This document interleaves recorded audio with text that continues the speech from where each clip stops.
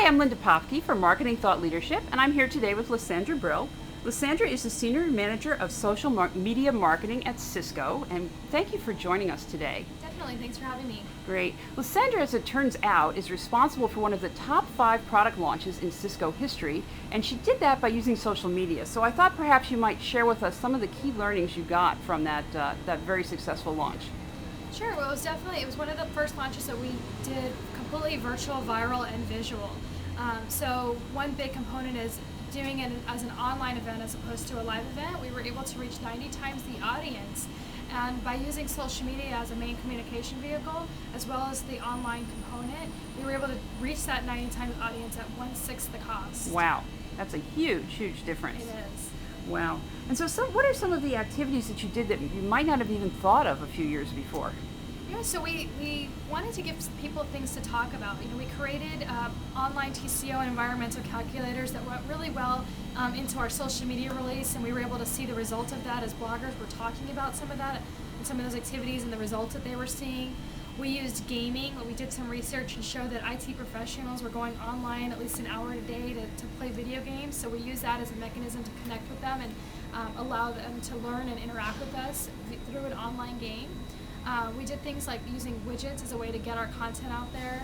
So we just really looked at connecting with our audience in a fun way. We used Facebook and had a fun way of sharing how they're these Uber user internet addicts, and had one of my favorite examples of IT professionals sharing how he's an IT administrator at his company, but he also comes home and he networked his community pool because he had to be connected.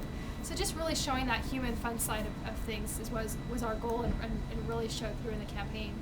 You also did some measurement as well to see the effectiveness of this. So how do you measure your social media results?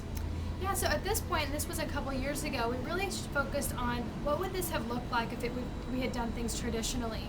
And that's where we get that cost savings and that reach of 90 times more at 1/6 the cost, as we compared it to that previous launch and what that cost. Previous launch was the CRS1, which was similar in market reach and business impact.